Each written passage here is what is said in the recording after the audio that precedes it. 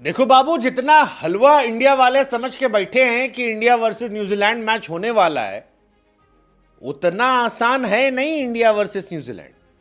और अगर ये सोच के बैठे हो कि इंडिया वर्सेस न्यूजीलैंड तो ऐसे जीत के चले जाएंगे, कोई टेंशन नहीं होगी, कोई परेशानी नहीं होगी और वन साइडेड मैच है, तो मेरे दोस्त बड़े मुगालते में जी रहे हो। हाँ, इतिहास से लेकर वर्तमान ये कहता है कि क्रिकेट में ओवर कॉन्फिडेंस अच्छा नहीं होता और इंडिया का तो इतिहास भी अच्छा नहीं है। न्यूजीलैंड के सामने आईसीसी के फाइनल में इंडिया और न्यूजीलैंड 2 बार भिड़े हैं और आपको जानकर दुख होगा कि दोनों बार इंडिया की हार हुई है। पहली बार स्टीफन फ्लेमिंग के जमाने में इंडिया की हार हुई थी, इंडिया चैंपियंस ट्रॉफी हारी थी, और दूसरी बार केन विलियमसन के जमाने में इंडिया की हार हुई थी। अब न्यूजीलैंड जो है वो दुनिया की बाकी टीमों के सामने 4 बार फाइनल खेली है, वहां वो हारी है, लेकिन इंडिया के सामने 2 बार वो जीत कर गई है।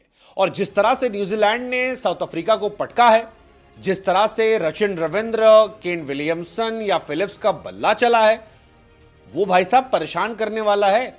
इंडिया को एक्चुअली में इंडियन से ही खतरा है, क्योंकि रचिन रविंद्र किसी भी दिन आपका दिन खराब कर सकता है। बाकी काम जो है वो मैट हेनरी, सैंटनर और उनके ब्रेसवेल जैसे गेंदबाज कर सकते हैं।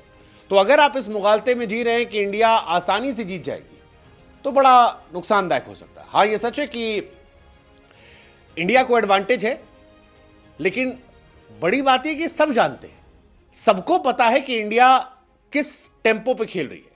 इंडिया 4 स्पिनर खिलाएगी, ये आप भी जानते हो, ये हम भी जानते हैं। इंडिया की ओपनिंग जोड़ी तेज खेलने की कोशिश करेगी, ये आप भी जानते हो, ये हम भी जानते हैं। अब प्रॉब्लम ये बात न्यूजीलैंड वाले भी जानते हैं, और अगर न्यूजीलैंड वाला भी ये बात जानता है तो फिर क्या होगा गुरु? समस्या तो होगी ना। यही हम कह रहे हैं कि इतना आसान नहीं है।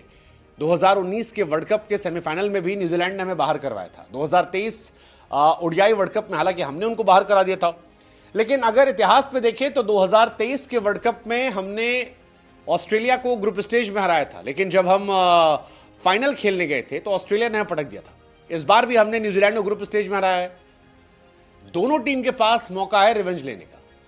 कीवी अब तक 2 आईसीसी इवेंट जीते हैं, एक स्टीफन फ्लेमिंग के जमाने में, एक विलियमसन के जमाने में।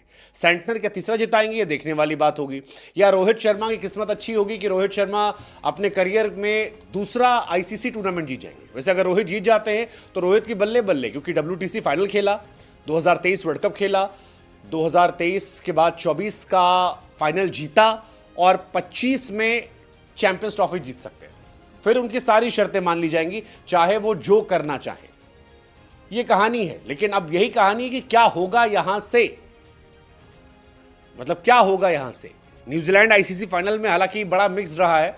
2000 में इंडिया के सामने जीत गए थे, 2009 में ऑस्ट्रेलिया के सामने हारे थे, 2015 में भी पहुंचे ऑस्ट्रेलिया के सामने वर्ल्ड कप में, हार गए, 2019 में फाइनल पहुंचे, हार गए, 2021 में इंडिया के सामने जीत गए, फिर 2021 में T20 वर्ल्ड कप पे फाइनल पहुंचे ऑस्ट्रेलिया के सामने, फिर हार गए।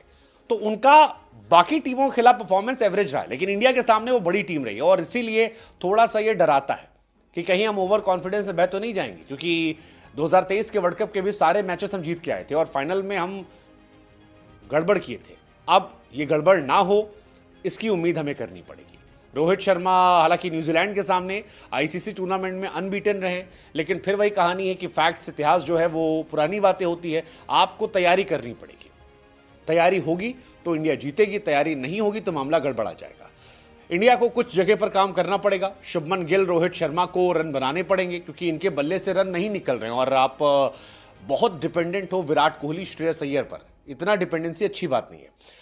कुलदीप यादव को विकेट निकालना पड़ेगा। कुलदीप के विकेट नहीं निकल रहे हैं, स्पेशली नॉकआउट्स में उनका स्टार्ट बहुत अच्छा नहीं रहा है, तो ये एक परेशान कर सकता आने वाले टाइम। लेट्स जस्ट होप कि इंडिया हल्के में ना ले, बढ़िया से खेले और मैच जीते। लेट्स